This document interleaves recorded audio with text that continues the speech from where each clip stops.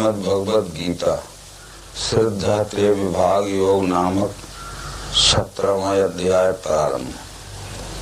अर्जुन भगवान श्री कृष्ण से पूछता है। अर्जुन बोला, त्याग के शास्त्र की आज्ञा श्रद्धा से कृष्ण जो भजें, उनकी निष्ठा कैसी है, सात्विकी व रजोतमो।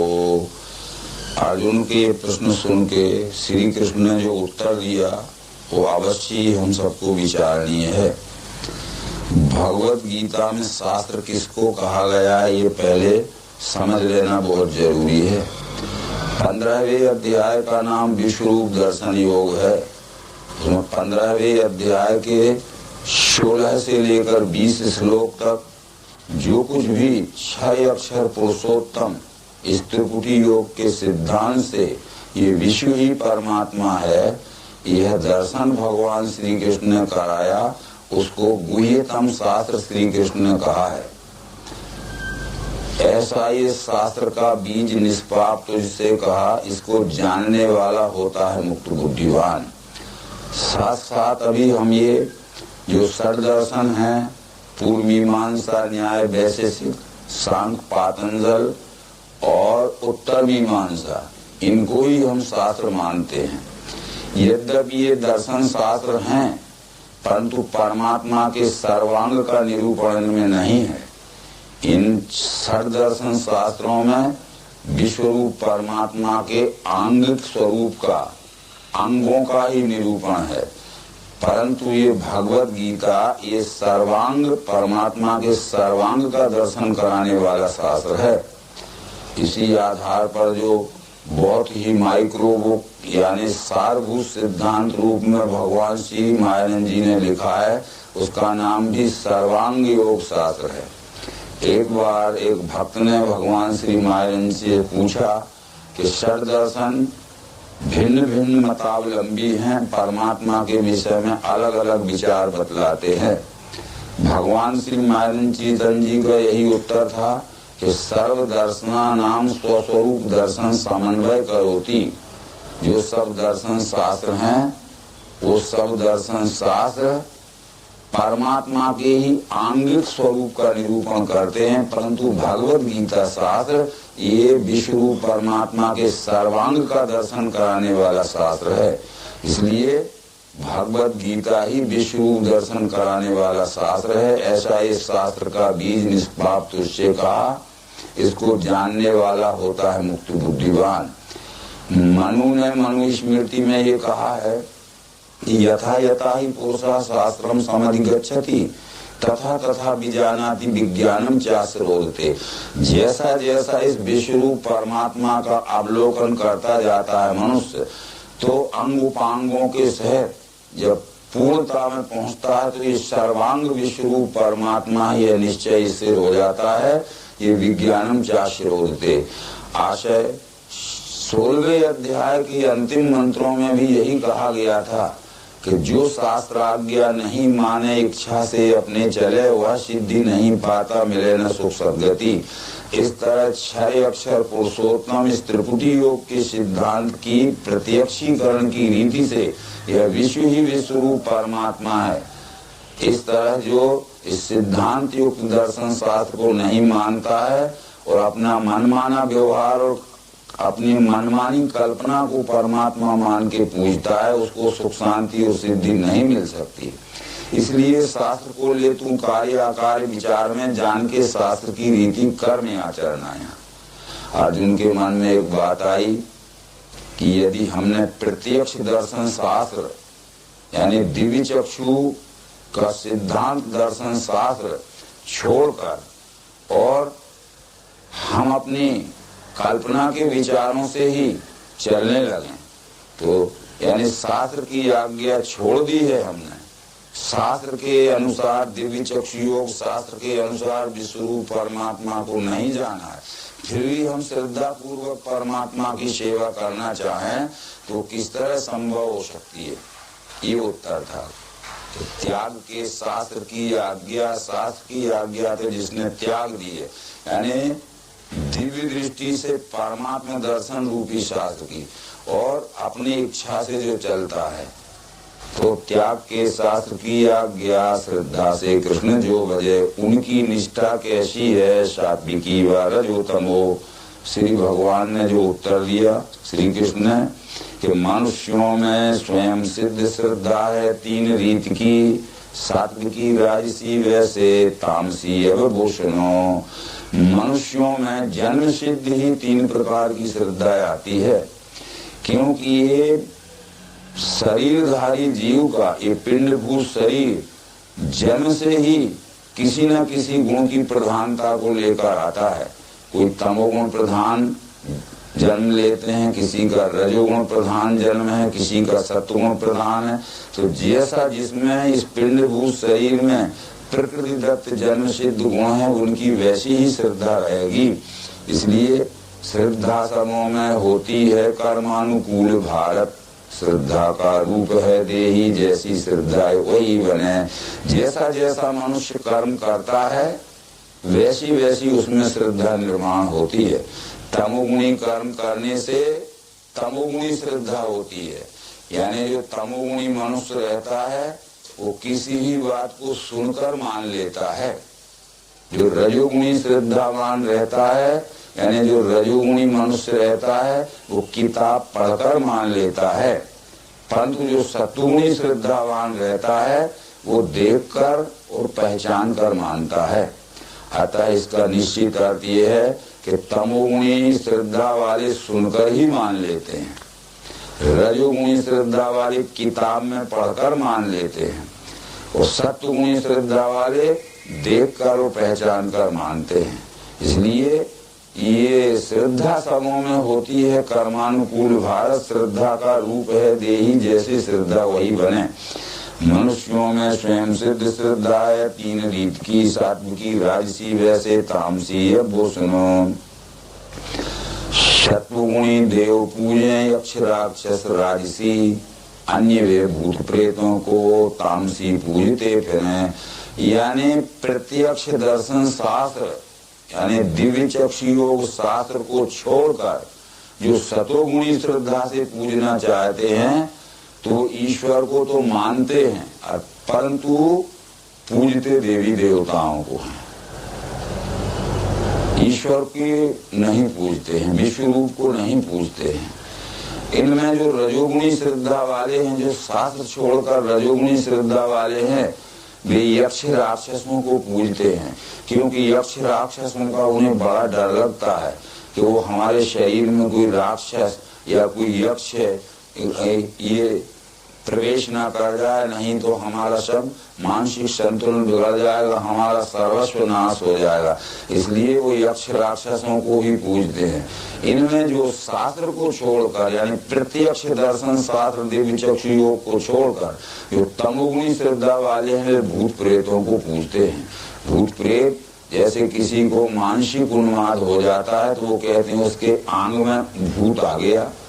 भूत कहते हैं जो मनुष्य आदि का देह त्याग हो जाता है और जब का हम अंत्येष्टि करके उसको भस्मीभूत कर देते हैं, वो फिर हवा बन के हमारे शरीर में आता है और हमें अनेक प्रकार की यातनाएं देता है, शारीरिक, पारिवारिक और आर्थिक। परंतु यहाँ विचारने की बात है कि ये तमोगुणी श्रद्धा वालों के लिए केवल भूत प्रेत है। तमोगुणी श्रद्धा वाले उन्हें कहते हैं कि जो है उसको वो कहेंगे नहीं है, और जो नहीं है उसको वो कहते हैं है। ये बात भगवान श्री कृष्ण ने भगवत गीता में बतला दी कि जो बुद्धि तम से व्याप्त कहे धर्म अधर्म को, अनर्थ अर्थ में देखे बुद्धि को पार तामसी। जो तमोगुणी श्रद्धा वाले हैं, जो तमोगुणी बुद्धि वाले हैं, वो अधर्म को तो धर्म कहते हैं और धर्म को अधर्म कहते हैं, और सर्वार्थान विपरीतांश बुद्धि को पार तामसी। सब बातों का 100% उल्टा ही अर्थ करते हैं। है को नहीं कहेंगे, नहीं को है कहेंगे। जो भूत प्रेत नहीं है उनको वो कहते हैं है, और जो विश्वरूप परमात्मा दिख रहा है इसको वो कहते हैं कि यह परमात्मा नहीं है। इस तरह उनका उल्टा ही विचार रहता है। इसलिए अज्ञानम तमसा फलम, तमोगुणी श्रद्धा वाले ये अज्ञानी होते हैं, और अधोगच्छन्ति तामसा, ये तमोगुणी श्रद्धा वालों को अधोगति प्राप्त होती है, निम्न योनियों में जन्म होता है। परंतु यहाँ एक विचार करना बहुत जरूरी है, ये शास्त्र को छोड़कर शतुगुणी श्रद्धा वाले परमात्मा को मानते तो हैं, पर परमात्मा की भक्ति नहीं करते, देवी देवताओं की भक्ति करते हैं। परंतु जो शास्त्र युक्त श्रद्धा वाले हैं वो परमात्मा को मानते हैं और परमात्मा की ही भक्ति करते हैं, देवी देवताओं की भक्ति नहीं करते। यद्यपि देवी देवता भी परमात्मा के अंग उपांग ही हैं, परंतु जब सर्वांग परमात्मा ही मिल गया तो फिर सर्वांग परमात्मा से व्यवहार क्यों न करना, किसी एक अंग को ही परमात्मा मान के क्यों व्यवहार करना। इस वेदांत दर्शन ने भी यद्यपि बहुत ही सरल और सूझबूझ युक्त स्पष्टीकरण किया था, पर उसका भी लोगों ने अनर्थ कर लिया। वो कहते हैं न च श्रोत जिह्वा न च घ्राण नेत्रे मन बुद्धि अहंकार चित्ते आदि न हम केवलम शिवोहम। इसका आशय था कि मैं आंख नहीं हूँ, मैं कान नहीं हूँ, मैं नाक नहीं हूँ, मैं जीव नहीं हूँ, मैं त्वचा नहीं हूँ, मन नहीं हूँ, बुद्धि नहीं हूँ, अहंकार भी नहीं हूँ, चित्त भी नहीं हूँ, मैं तो केवल शिव हूँ। उसका मतलब है कि मैं अकेला कान नहीं हूँ, मैं अकेला नाक नहीं हूँ, मैं अकेली आंख नहीं हूँ, मैं अकेला त्वचा नहीं हूँ, मैं अकेला मन, अकेली बुद्धि, अकेला अहंकार, अकेला चित्त नहीं हूँ। तो क्या हूँ? सब मिलकर मैं हूँ। क्या ये पाटिल जी जो बैठे हैं कि अकेले कान हैं, ये अकेले नाक हैं, अकेले पाँव हैं? तो क्या हैं? सब मिलके वही तो हैं। अर्थ तो ये था वेदांत का कि मैं एक अंग नहीं हूँ, मैं सर्वांग हूँ। तो मुझ सर्वांग को मानने वाले, ये शास्त्र युक्त जानकर मानने वाले और शास्त्र को छोड़ के मानने वाले, देवी देवताओं के मानने वाले हैं, अंगों को केवल मानने वाले हैं। इस तरह का ये विचार है। तो अन्य वे भूत प्रेतों को तामसी पूजते फिरें। दम्भ अहंकार से युक्त बलवान काम प्रीति में, ऐसे वे त्याग के शास्त्र तप घोर सदा करें। दम्भ अहंकार से युक्त बलवान काम प्रीति में, दम्भ कहते हैं असत्य आचरण को, असत्य ज्ञान को, मिथ्या ज्ञान को। ये मिथ्या ज्ञान में पड़े हुए हैं, अयथार्थ ज्ञान में पड़े हुए हैं, अविवेक ज्ञान में पड़े हुए हैं। इस कारण से अविवेकी होते भी अहंकार के कारण अपने को विवेकी मानते हैं। दम्भ अहंकार से युक्त बलवान काम प्रीति में, और उनकी सुख भोगों की कामना बहुत बलवान रहती है। ऐसा वे त्याग के शास्त्र यानी प्रत्यक्ष दर्शन, यानी दिव्य चक्षु योग का प्रत्यक्ष दर्शन, परमात्मा दर्शन साथ छोड़ के तप घोर सदा करें। सुख शांति की सिद्धि प्राप्त करने के लिए घोर तप करते हैं, कठोर तप करते हैं, और अपने शरीर को व्यर्थ ही दुखित करते हैं, सताते हैं।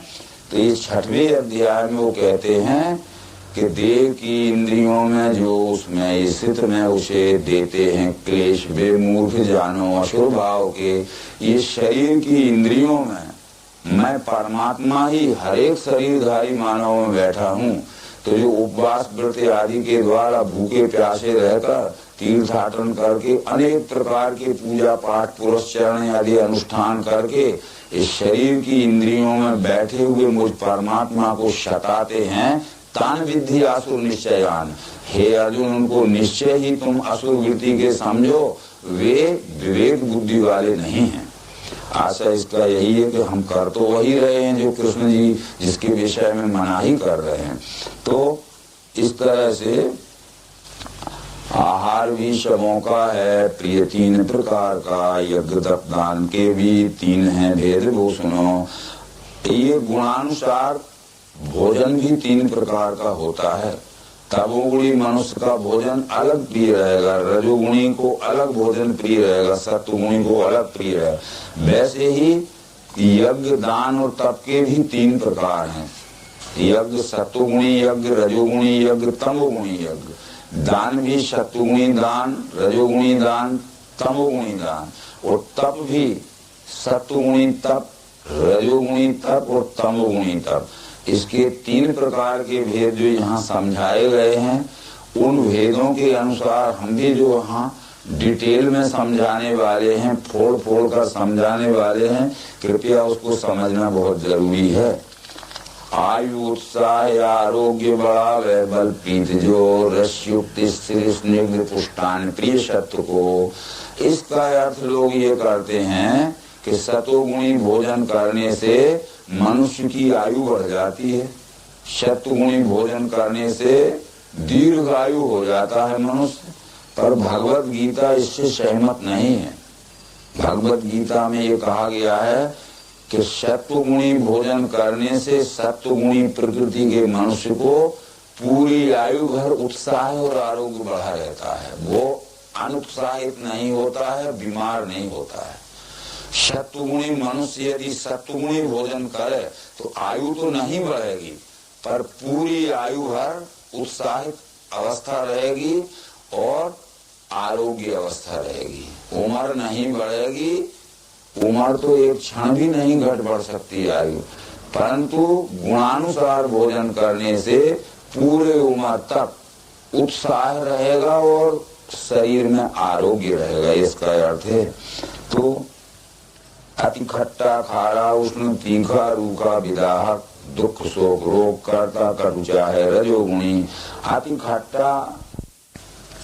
खट्टा, खारा, उष्ण, तीखा, रूखा, विदाहक, दुख, शोक, रोग करता, कटु चाहे रजोगुणी। अति खट्टा, खारा, तीखा, रूखा, विदाहक। कुछ लोगों को हमने देखा, आप सबने देखा होगा, यद्यपि भोजन में नमक ज्यादा पड़ा हुआ है, मिर्ची भी ज्यादा पड़ी हुई है, पर वो ऊपर से और मिर्ची मांगते हैं और एक लंबी मिर्ची लेके मिर्ची डला हुआ भोजन तो चरपरा खाते ही और मिर्ची भी और काट काट के खाते जा रहे हैं। अति खट्टा, अति तीक्ष्ण यानी चरपरा या दाहक खाते हैं, खाते तो जाते हैं, जिसके परिणाम स्वरूप उनके शरीर में दाह भी होती है, एसिड भी बढ़ती है, अनेक प्रकार की बीमारियां उत्पन्न होती हैं, परंतु वो रजोगुणी स्वभाव के कारण वैसा भोजन उन्हें रुचिकर रहता है, चाहे वो उनके आरोग्य को हानि भले ही पहुंचाए, जिंदगी में उनको दुखित अवस्था, शरीर की बीमारियां क्यों ना हो। डॉक्टर भी यद्यपि कहता है कि ये भोजन नहीं लेना चाहिए, वो कहते इसके बिना हमारा चलेगा ही नहीं। तो ये आहार करने से गुण बदलता नहीं है, गुणानुसार आहार करने से हमारे पूर्ण उम्र तक उत्साह और आरोग्य बढ़ा रहता है। हमने अभी तक ये माना है कि आहार करने से गुण बदल जाता है, परंतु जो हमारा दर्शन शास्त्र है, जो प्रत्यक्ष प्रयोग के आधार पर दर्शित करता है कि यदि 10 बच्चे एक ही साथ में जन्म देवें, उनको एक ही साथ उठा के नगर से मीलों दूर किसी ऋषि कुल में हम छोड़ देवें, एक ही गाय का दूध उन्हें पिलाया जाए, फिर जब वो खाना खाने लायक हो जाएं तो उनको बिस्कुट और चाय ही खिलाई जाए, जब वो खाना खाने लायक हो जाएं तो दाल चावल ही खिलाया जाए, परंतु 4 वर्ष में देखोगे सबके अलग अलग गुण दिखेंगे। एक साथ में 10 बच्चों ने जन्म दिया है और तुरंत ही उठा के हम नगर से बहुत दूर, मीलों दूर लेके एक ऋषि आश्रम में हमने उनका पालन पोषण किया, एक ही गाय का दूध पिलाया, अन्न खाने लायक हो गए तो बिस्कुट चाय ही दिया, दाल चावल ही दिया, परंतु 4 वर्ष की उम्र में देखोगे अलग अलग गुण दिखेगा। ये गुण जन्म सिद्ध है, पूर्व दत्तेषु विद्या पूर्व दत्तेषु गुणम। इसलिए जीव में जो 5 बातें रहती हैं, इनका ध्यान करना बहुत जरूरी है। ये आनुवांशिक संस्कार और पौर्वदेह कर्म संस्कार, ये जीव में जो पहले से आते हैं, पूर्व देह में किए हुए कर्मों के संस्कार लेके ये गुणानुसार जीव आता है और जिस वंश में जन्म लेता है आनुवंशिक संस्कार उसमें आते हैं। जिस माता पिता के घर में जन्म लेता है तो कफ वात पित्त का शरीर माता पिता के स्वरूप अनुकूल हो सकता है, परंतु गुण तो पूर्व देह के कर्म संस्कार के अनुसार गुण लाता है, इसलिए गुणों में परिवर्तन नहीं हो सकता। अनुकूल भोजन करने से गुण में आरोग्यता रहेगी और उत्साह रहेगा। प्रतिकूल भोजन करने से गुण में विकार आएगा और अनुत्साहित अवस्था हो जाएगी, गुण बदल नहीं सकता। बहुत से विचार ऐसे बतलाए गए हैं, जैसे एक ही घर में हम रहते हैं 10 व्यक्ति, रोजाना दोनों टाइम एक सरीखा खाना खाते हैं, पर 10 व्यक्ति के वर्षों तक एक सरीखा भोजन करने पर एक सरीखे गुण नहीं हो सकते, अलग अलग गुण रहेंगे। इस कारण से आहार से गुण नहीं बदलते हैं।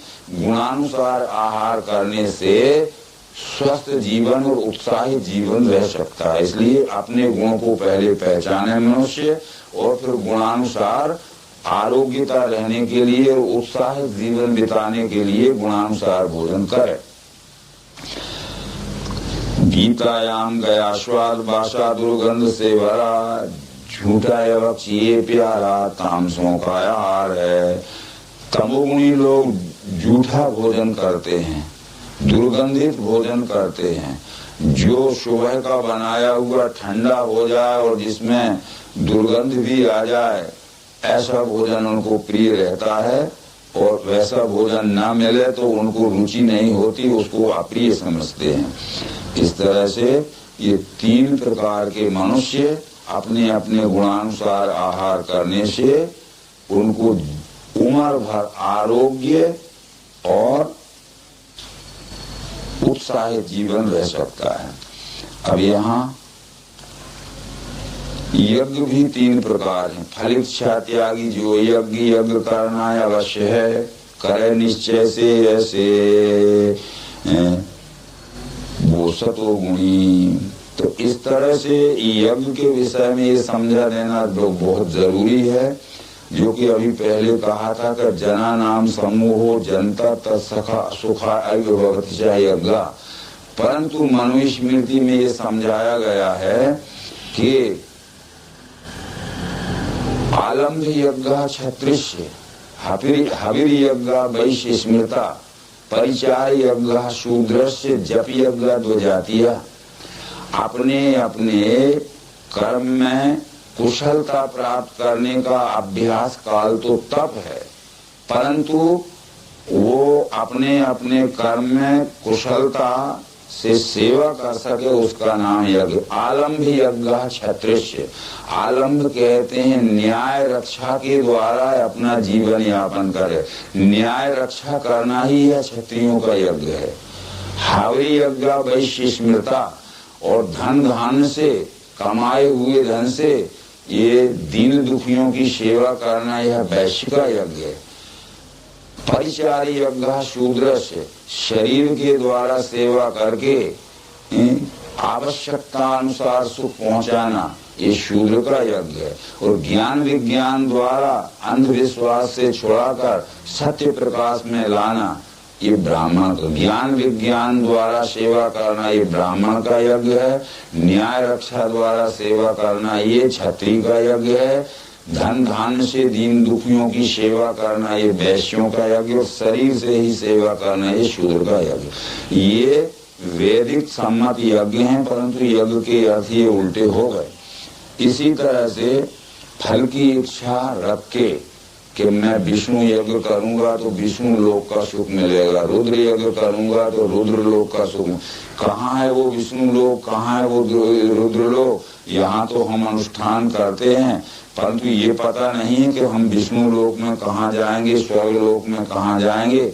इस तरह रजोगुणात्मक सुख भोग की लालसा में फंसकर, मन चाहे सुखों भोगों को प्राप्त करने की इच्छा में फंसकर अनेक प्रकार के जो यज्ञ अनुष्ठान करते हैं, वे सब रजोगुणी वृत्ति के लोग हैं, जिनका फल कदापि संभव नहीं है।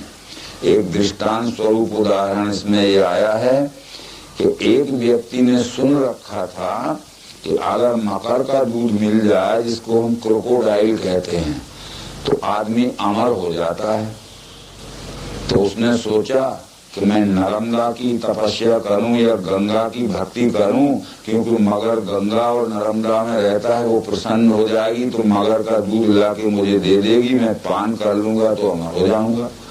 वो नर्मदा की और गंगा की भक्ति करने किनारे पर बैठ गया, भूखा प्यासा, दुर्बल हो गया, क्षीण काय हो गया, परंतु दूध नहीं मिला।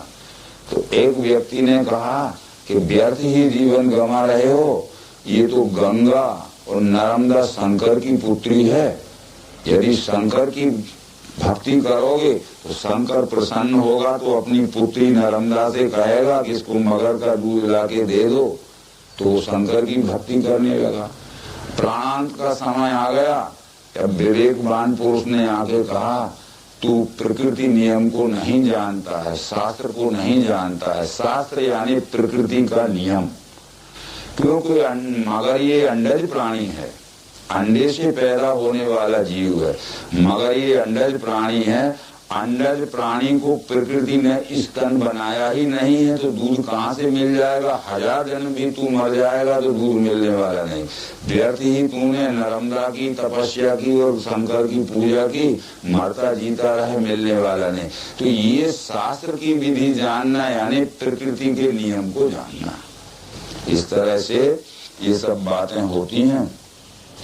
विधिहीन, अन्न बिना मंत्रहीन, दक्षिणा श्रद्धा से हीन, जो यज्ञ उसे तामस है का। फिर देवध्वज गुरु श्रेष्ठ, पूजना शुचि नम्रता, ब्रह्मचर्य अहिंसा, ये कहा तप शरीर का। देव कहते हैं विद्वान पुरुषों को, क्योंकि वेद ने कहा है विद्वान सो ही देवा। अभी 16वें अध्याय में हमने पढ़ा कि ये निर्भय चित्त की शुद्धि, ज्ञान योग में रहना, देखना, सोचना, यज्ञ, धन, प्रेम, उदारता, अहिंसा, सत्य, क्रोध, त्याग, शांति, अपैशन, ये देवी संपत्ति वालों के गुण हैं। ये कुल मिला के 26 गुण हैं। 26 गुण तो पूर्ण मनुष्य में आना संभव नहीं है। यदि आधे भी आ गए 13 तो संभव नहीं है, परंतु 1/4 भी आ गए तो निश्चित है कि वो देवी संपत्तिवान हो सकता है। यदि ये सब न आवे तो केवल अहिंसा और सत्य आ जाए, तब भी वो देवी संपत्तिवान हो सकता है। सत्य कहते हैं, सत्य क्या है इसकी दर्शन युक्त पहचान हो जाना। अहिंसा क्या कहते हैं? प्राणी मात्र को अकारण दुख न पहुंचाना। ये 2 गुण ही आ जाए तो भी देवी संपत्तिवान हो सकता है। तो ये आशा यही है कि देव कहते हैं देवी संपत्तिवान को, और देव कहते हैं जिसे परमात्मा दर्शन हो चुका है। ये 9वें अध्याय में श्री कृष्ण अर्जुन को समझा चुके थे कि देवी स्वभाव वाले जो महात्मा पार्थ वे मुझे अनन्य भाव से सेवें आदि अव्यय जान के, मुझ विश्वरूप परमात्मा को जान पहचान कर अनन्य भाव से जो स्वकर्म द्वारा सेवा में लग गए हैं, उन्हें मैं देव कहता हूँ।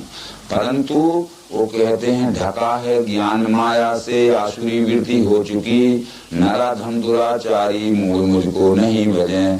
जिनकी अविद्यात्मक भ्रम से, जिनका ज्ञान रूपी विवेक नष्ट हो गया है और जो आसुरी वृत्ति में आ चुके हैं, ऐसे अधम और दुराचारी ये विश्व को परमात्मा ना मान के, अपनी कल्पना को परमात्मा मान के अनेक प्रकार की पूजा पाठ में लग जाते हैं, जो कि वास्तव में सत्य नहीं है।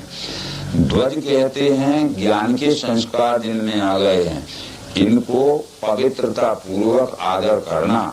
और ब्रह्मचर्य का अर्थ है समस्त इंद्रियों को संयम में रखना, अपने शरीर को, इंद्रियों को, मन को, बुद्धि को, चित्त को। एक इंद्रिय का संयम ब्रह्मचर्य नहीं है शास्त्र में, तो समस्त इंद्रियों का संयम ब्रह्मचर्य है। तो स्व विषय संप्रयोग चित्त स्वरूपानुकारी इंद्रियाणाम प्रत्याहारा, कान से बुरे शब्द न सुनना है, ये कान का ब्रह्मचर्य है। बुरे शब्द सुनना ये कान का व्यभिचार है। वाणी से बुरे शब्द ना बोलना, ये वाणी का संयम यानी ब्रह्मचर्य है। परंतु वाणी से बुरे शब्द बोलना ये वाणी का व्यभिचार है। इस तरह मन में बुरे विचार न लाना, ये मन का ब्रह्मचर्य, और मन में कुटिल विचार लाना ये मन का व्यभिचार है। हर इंद्रिय का व्यभिचार होता है। तो ये यदिदं ब्रह्मणो रूपम ब्रह्मचर्यमिति स्मृता, उपनिषद कहती है कि यति इदम ब्रह्मणो रूपम ब्रह्मचर्य इति स्मृता।